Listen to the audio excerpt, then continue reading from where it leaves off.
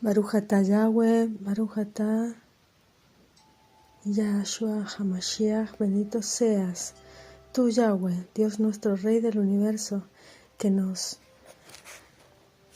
invitas al estudio, al entendimiento de tu palabra divina y santa a través del Espíritu Santo de Ruach HaKodesh, y nos permites volver a la vida en esta vida a través del sacrificio perfecto, una vez y para siempre, de tu único Hijo, tu primogénito, Yahshua HaMashiach, primogénito de toda la humanidad, porque Él fue el primer hombre que nació, perfecto, y con la bendición de ser hijo único de Yahweh Sebaot, de Yud He Vav He. Él es la encarnación de la redención de nuestra caída como humanidad. Es el primer hombre, el segundo Adán.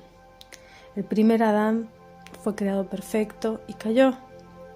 El segundo Adán salió de esta imperfección, de este barro que ya era parte de esta humanidad a través de la Virgen María, y fue encarnado perfecto y fue visto perfecto en todas sus actitudes en el mundo, porque cumplió la Torá. Él era la Torá viviente y cumplió la palabra perfectamente. Por eso es el Mashiach, el ungido. Hoy nos convoca la Parashá Mishpatim. Es Éxodo, Shemot, los nombres, ¿no? Del 21:1 al 24:18. Y este es también conocido, esta Parashá, como el Sefer Habrit, o el libro del pacto. ¿Por qué? Es que esta contiene el primer grupo de preceptos, porque están los 10 mandamientos, pero también están los 613 preceptos, mandamientos, ¿no? Y contiene este primer grupo de preceptos, ordenanzas y reglas que debemos estudiar, entender y asimilar en nuestra vida, no solamente leerlas, escucharlas, que entre por un oído y salga por el otro, sino es oír y obedecer, es Shema. Y este capítulo 21 de la Torá, en este Éxodo, hasta el 23, es un conocimiento impresionante que nos brinda cada uno de estos preceptos, que tiene un significado doble, un significado de esos dos testigos del cielo y de la tierra, y de esos dos testimonios que son el antiguo pacto y el nuevo pacto, ¿no? El antiguo pacto que andamos por la carne, por el físico, y ha sido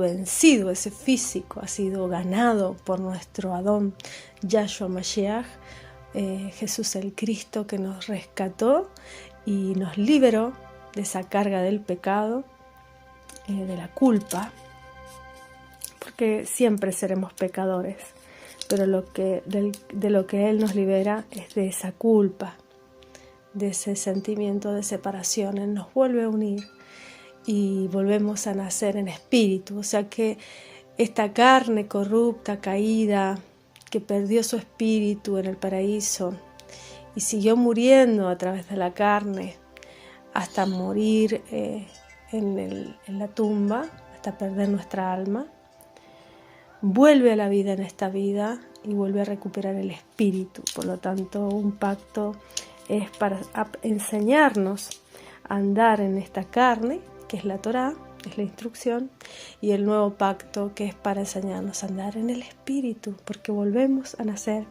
en esta vida. Por eso es tan importante esta sección de la Torá. Estos preceptos son una combinación de estas reglas morales, sociales, civiles, criminales, que son establecidas por nuestro Elohim Yahweh, para establecer esta sociedad cuyo propósito es de acuerdo a su palabra, porque no es de acuerdo a nuestro pensamiento, es por sus pensamientos, por su palabra.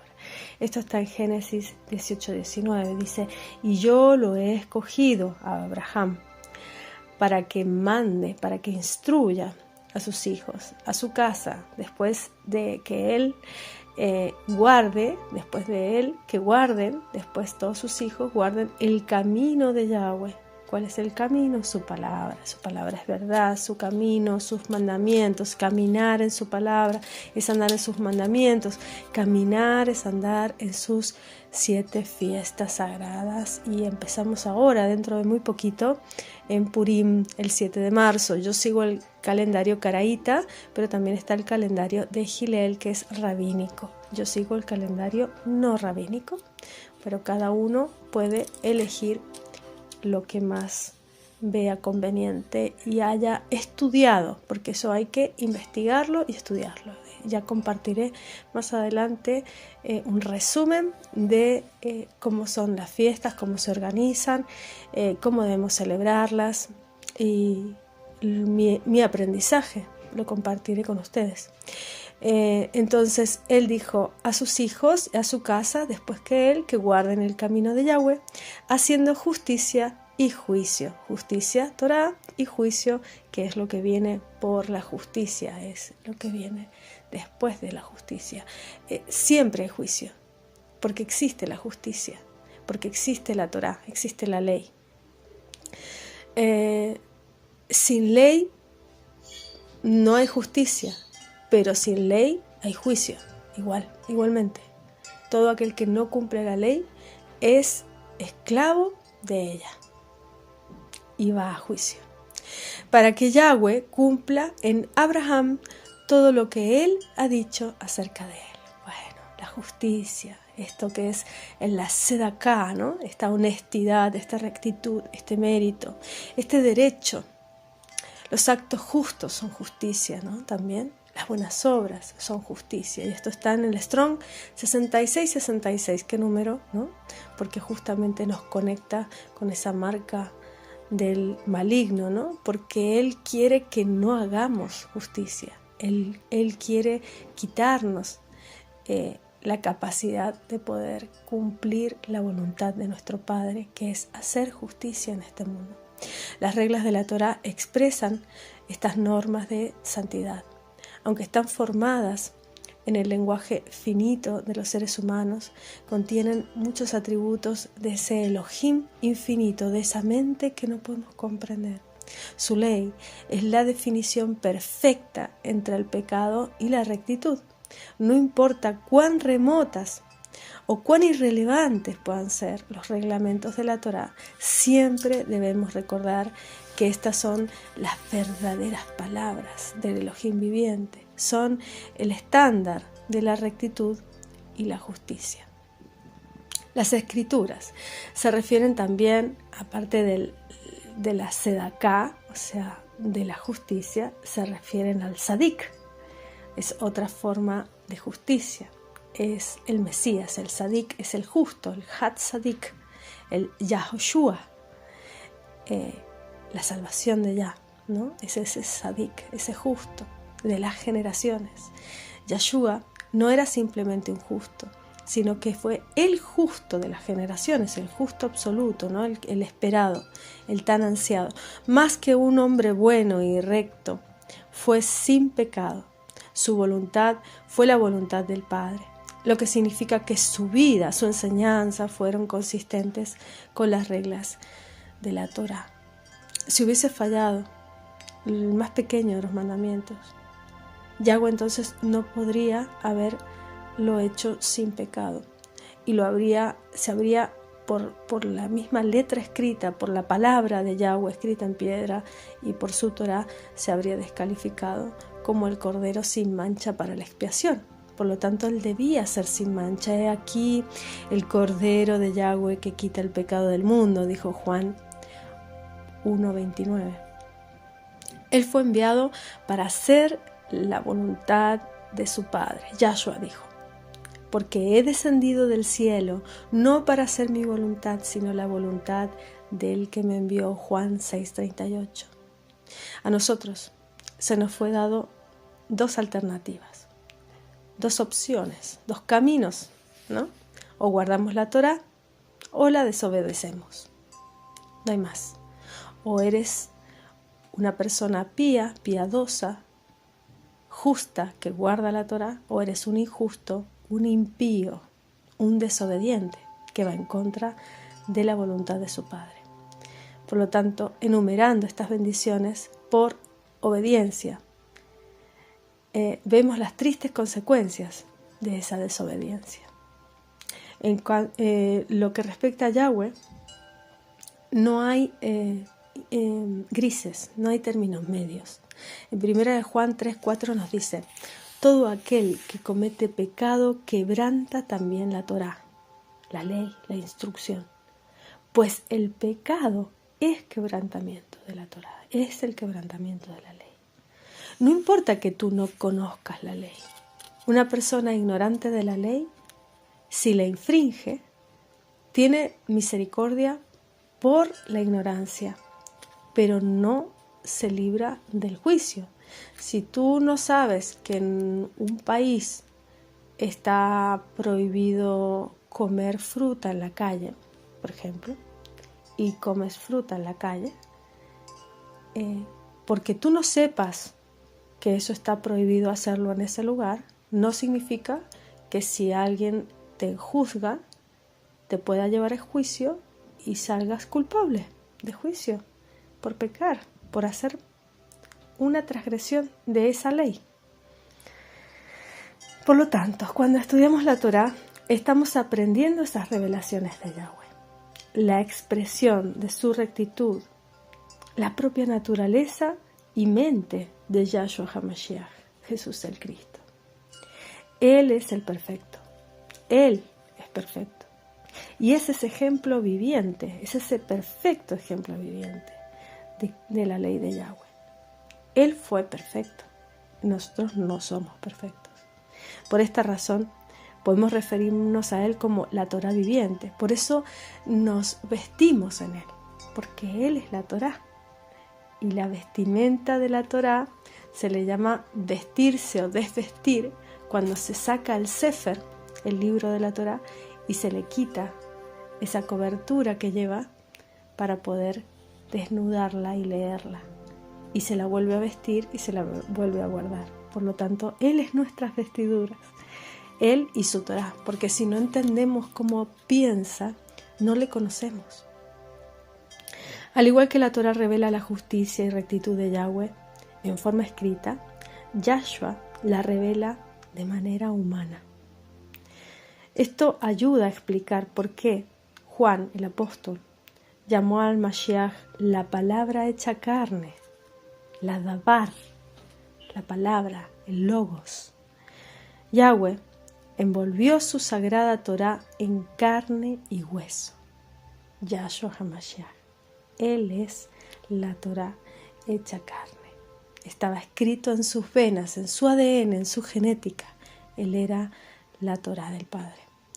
Juan 1:14. La palabra fue hecha carne y habitó entre nosotros y vimos su Shejiná, su gloria, la Shejiná del unigénito, Hijo del Padre, lleno de misericordia y de verdad. Qué hermoso. Esto se divide en varios capítulos, ¿no? Está para allá. En el capítulo 21 vemos las ordenanzas con relación a los esclavos y las legislaciones criminales, ¿no? Ese es todo el capítulo 21. Habla de 3 ofensas o 3 pecados capitales, ¿no? Lo que es el crimen, el versículo 14, lo que es herir y maldecir a los padres, el versículo 15 y 17, y lo que es el secuestro, ese es el tercero, el versículo 16. En Éxodo 21:17 nos reza: el que maldiga a su padre o a su madre ciertamente morirá.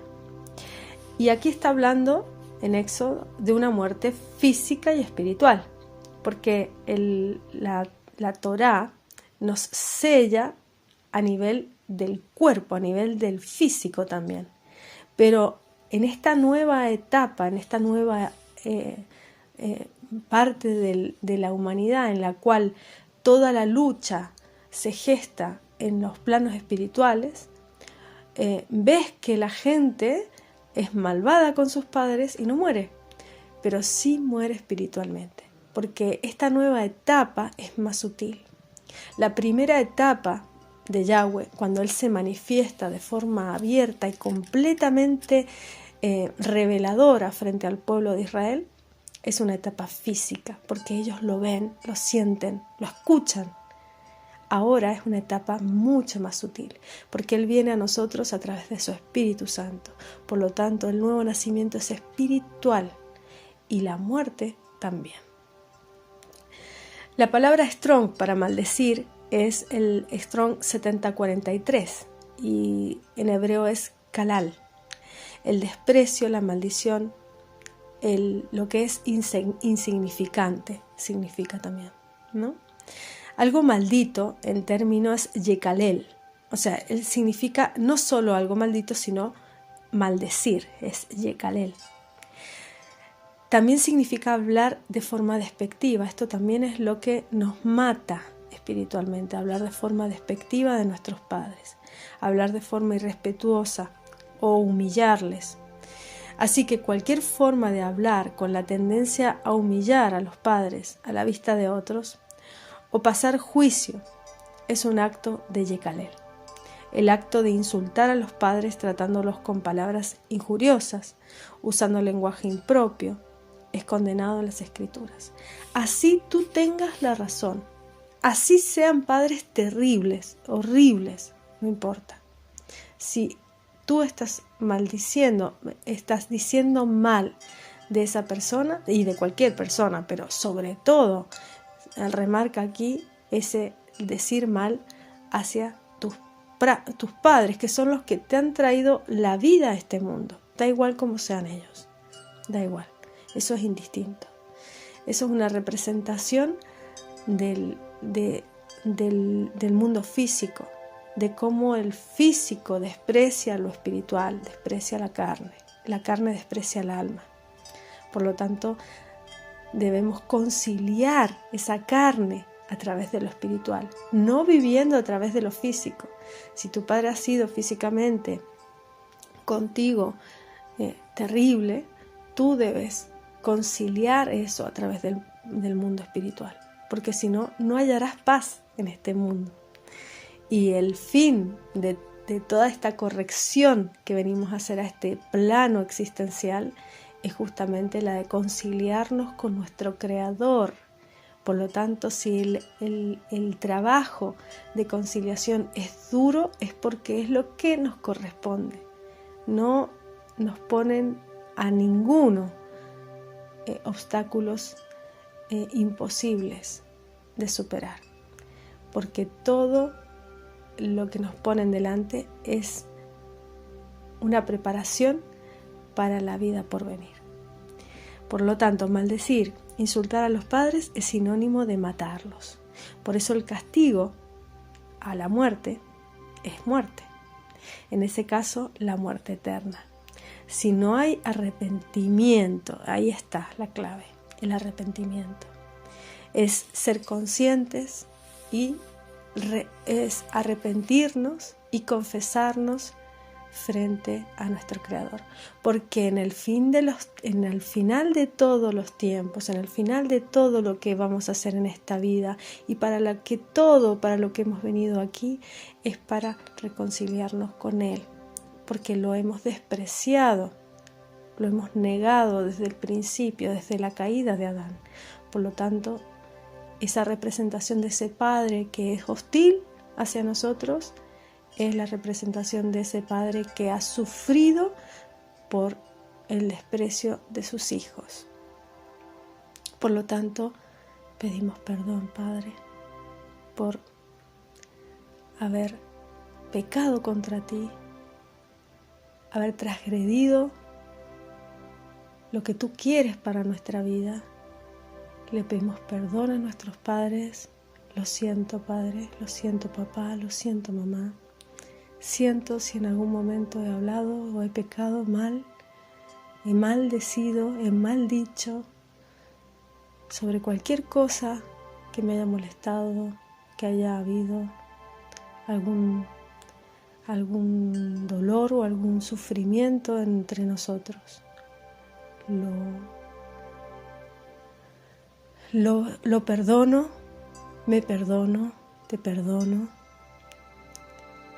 y me arrepiento en mi corazón, en mi alma, en mi espíritu por cualquier dolor que haya podido causarte a ti y a través de ti a mi Creador. En el nombre de Yahshua Mashiach, amén.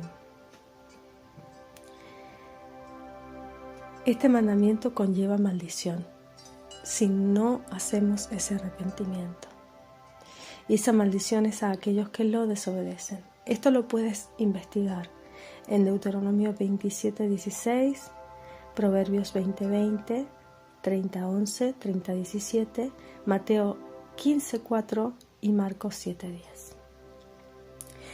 El siguiente capítulo, que es el capítulo 23, nos habla sobre el Shabbat y el Shemitah. Y esto que yo les estoy explicando es de una manera muy resumida y ya ven que hay todo un estudio previo atrás. Por lo tanto, los invito a que lo lean y lo relean y vuelvan a escuchar después de haberlo leído este audio. Éxodo 23 del 10 al 11. 6 años sembrarás tu tierra y recogerás su cosecha, mas el séptimo la dejarás en reposo libre para que coman los pobres de tu pueblo, y de lo que quedare comerán las bestias del campo. Lo mismo harás con tu viña y con tu olivar. Qué perfecto es nuestro Creador, qué perfecto es el Eterno, cómo piensa y cómo recuerda a todos, a los pobres, a los animales desvalidos. Si realmente cumpliera la humanidad todos sus preceptos, no existiría el hambre, no existiría el sufrimiento de animales abandonados, porque todos nos haríamos cargo de los demás, pensaríamos por los demás. Qué importante, el séptimo día lo dejarás en reposo, es el Shabbat de la tierra. De esto habla, que 6 años debes sembrar, el séptimo día del campo se debe guardar a la tierra. Israel, cuando nació, reverdeció como nación, aceptó este Shemitah, pero luego lo abandonó. Lo empezó a hacer al principio para que toda la gente votara por los presidentes y después al final lo terminó abandonando tristemente, porque sería muy, muy bendito todo el mundo si Israel, que es la representación de ese pueblo espiritual en el mundo físico, cumpliera con lo mandado por el Eterno, por Yud-He-Vav-He. Pues este Shemitah es el año séptimo, ¿no? Ya lo hemos entendido, es el Shabbat de la tierra, ¿no? Es ese año sabático, en hebreo Shemitah, y es literalmente liberar, significa Shemitah. Cada ciclo de 7 años en la tierra de Israel tiene o tenía que ser liberada del yugo del trabajo. Es lo que podríamos llamar el Shabbat de la tierra. Podemos preguntarnos por qué no se estipuló también el año sabático para los animales. Simplemente porque a ellos se les libera de su trabajo cada 7 días. Cuando llega el Shabbat, así que no necesitan de un ciclo de descanso como el de la tierra. Por lo tanto, los animales que son de carga dependen de nosotros para ese descanso.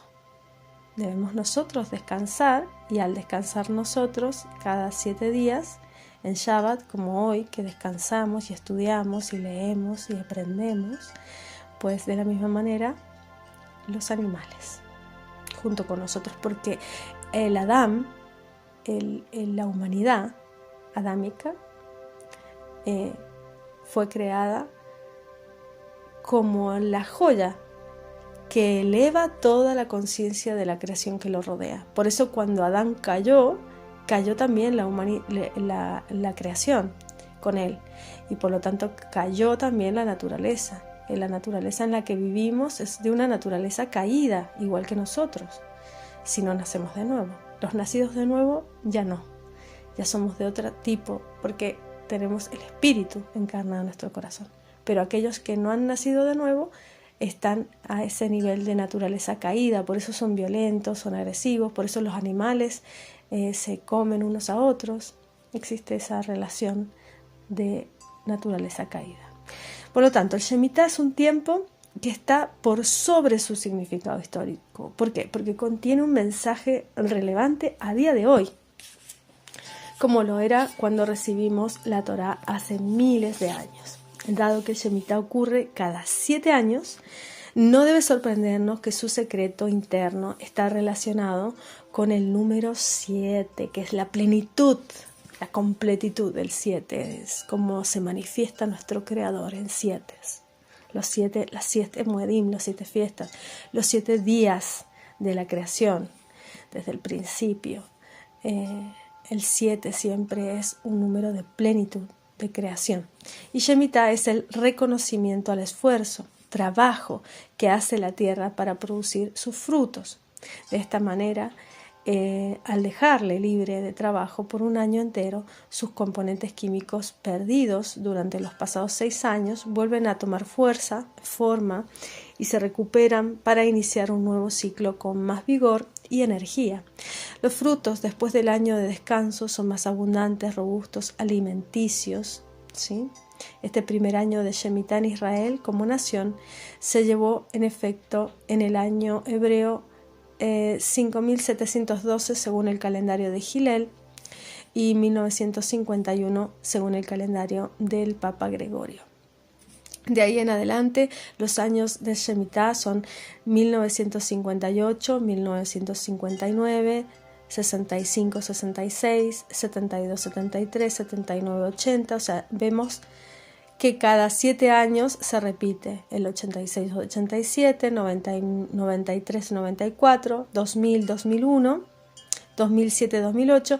Y fíjate que cada uno de esos años, si tú los miras y los investigas, te das cuenta de que ha habido un crash en la economía. Por ejemplo, el 2007-2008 fue ese crash tan grande de Lehman Brothers. En 2014-2015 también hubo un problema muy grave a nivel de la abundancia.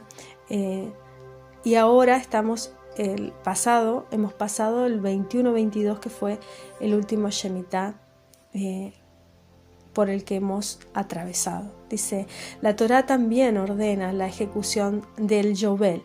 El Yobel es cada 50 años y este se llama año del jubileo para la tierra.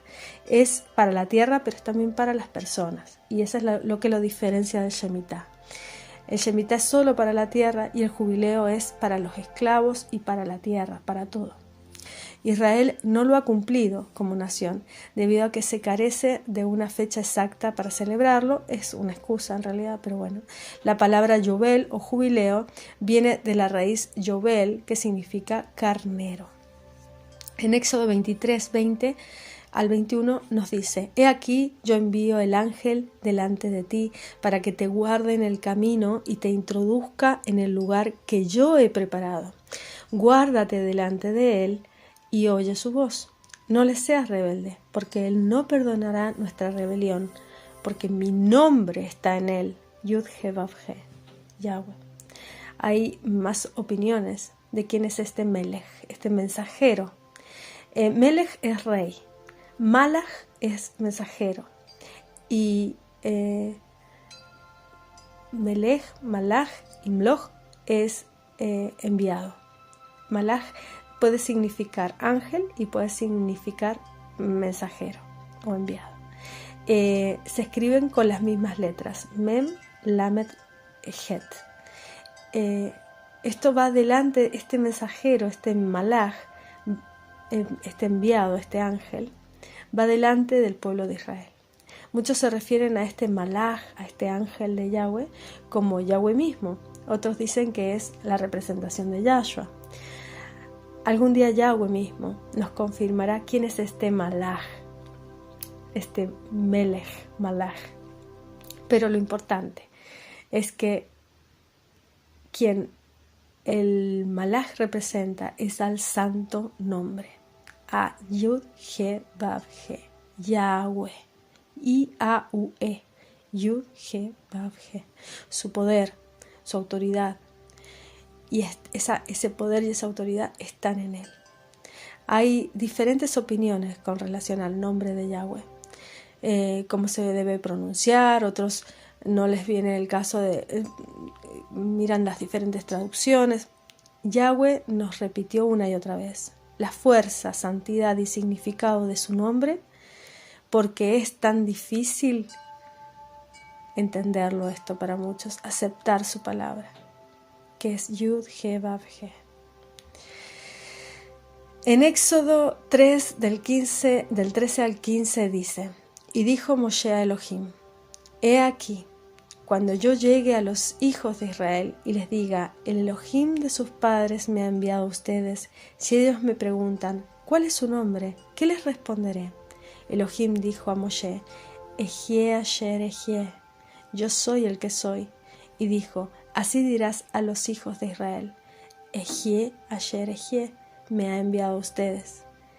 Elohim dijo además a Moshe: Yud He Vav He, Yahweh, el Elohim de tus padres, el Elohim de Abraham, Elohim de Isaac, Elohim de Jacob, me ha enviado a ustedes. Este es mi nombre para siempre. Este es mi memorial, generación tras generación.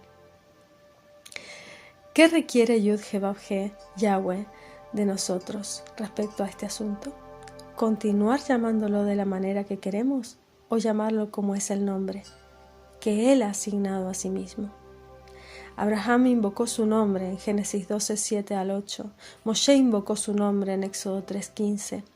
El rey David lo invocó también, invocó su nombre en Salmo 116, 13 y 17. Elías, el Primera de Reyes 18, 24. Y Yahshua HaMashiach lo llama: oh Padre justo, aunque el mundo no te ha conocido, yo te he conocido, y estos han conocido que tú me enviaste. Yo les he dado a conocer tu nombre y lo daré a conocer para que su amor con que me amaste esté en ellos y yo en ellos. Juan 17, 25 al 26. En Apocalipsis 14, 1, en Isaías 52, 6, en Zacarías 13, 7, si quieres estudiarlo también lo puedes encontrar, las referencias a su nombre. Moshe, Deuteronomios 32, 1 al 3 dice: porque yo proclamo el nombre de Yahweh, atribuyan grandeza a nuestro Elohim. Elohim es una referencia respetuosa a nuestro Creador como un Ejad, una unidad de varios. Eso es Elohim. No es que sean dioses en plural, sino que es una unidad de varios, porque es Yud He Vav He, espíritu, cuerpo y alma. Es Padre, Hijo y Espíritu Santo, porque Él nos creó a su imagen y semejanza. Esto está en Deuteronomios 32, 3. Continuando con el estudio de la Parashá, vemos en capítulo 24 que es un pacto confirmado. ¿Y qué significa este brit, este pacto? Éxodo 24, 4 dice: Moshe escribió todas las palabras de Yahweh. Él se levantó temprano en la mañana, edificó un altar al pie del monte y puso 12 grandes piedras para representar las 12 tribus de Israel. Este altar al pie del monte es mencionado en Éxodos 20, 24. Moshe escribió la Torá completa que Yahweh le dio en rollos. Sí, Yahweh las escribió en tablas de piedra, las cuales fueron puestas más tarde en el Arca de la Alianza. Los rollos que Moshe escribió fueron puestos al lado del arca que estaba en el lugar santísimo. Esto está en Deuteronomios 31, 26 para el que lo quiera investigar. La razón que Moshe las escribiera en rollos, era para poder referirse a ellas con más facilidad y también como testigo contra ellos. Deuteronomios 31:26. En Éxodo 24:10 al 11 reza: ellos vieron al Elohim de Israel, lo vieron con sus propios ojos. Debajo de sus pies había algo como un pavimento de piedra de zafiro, azul, zafiro, tan cristalino como el mismo cielo. Él no extendió su mano contra los príncipes de Israel. Ellos vieron a Elohim aun cuando estaban comiendo y bebiendo. Para poder entender estos versos es necesario buscar palabras claves en el hebreo. Sabemos que Yahweh le dijo a Moshe: no puedes ver mi rostro porque nadie me puede ver y vivir. Esto está en Éxodo 33:20. ¿Qué fue lo que ellos vieron?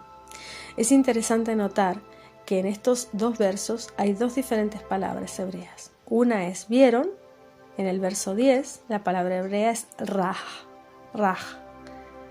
Vieron, el Strong 7200 dice raj. Ver en forma literal o figurativo es considerar, es ser visible o aparecer. Ellos vieron una manifestación convincente de Elohim. Deuteronomios 4:12. Habló Yahweh con ustedes en medio del fuego. Oyeron la voz de sus palabras, mas a excepción de oír la voz, ninguna figura visteis. Ellos probablemente vieron una visión del pavimento de zafiro. En el verso 11 la palabra hebrea es chazaj. El Strong para vieron, para esta chazaj, es 2372. Vislumbraba en visiones, deleitar, placer también significa chazaj, profetizar significa seleccionar. ¿Qué vieron o percibieron ellos? La manifestación convincente de Elohim. Percibieron su presencia que los llenaba por completo. Vislumbrada entre ellos, se deleitaron y lo celebraron. En Éxodo 24:16 al 17 dice: y la gloria de Yahweh reposó sobre el monte Joreb, sobre el monte Sinai, que está en Arabia Saudita. Y la nube lo cubrió por 6 días. Al séptimo día, el 7, que es plenitud y enseñanza de Yahweh, ese es el 7 en la escritura también. Yahweh llamó a Moshe de en medio de la nube. A los ojos de los israelitas, la apariencia de la gloria de Yahweh era como un fuego consumidor sobre la cumbre del monte, porque nuestro Elohim es fuego consumidor, y esto lo dice Deuteronomios 4:24. Es un Elohim celoso. Deuteronomios 4:35 al 36 reza: a ti te fue mostrado para que supieras que Yahweh, Él, es Elohim. Ninguno otro hay fuera de Él. Desde los cielos, Yahweh te hizo oír su voz para disciplinarte, y sobre la tierra te hizo ver su gran fuego, y oíste sus palabras de en medio del fuego. Esto es lo que nos muestra cómo Él se manifestará en el futuro y cómo Él se manifestó en el pasado. Porque lo mismo que fue será, por lo tanto, no hay nada nuevo debajo del sol. Él es fuego consumidor y se muestra a nosotros en ese monte, que es esa cumbre elevada en la cual debe llegar nuestro pensamiento después de entenderle a Él, después de confiar en Él, después de hacer ese trabajo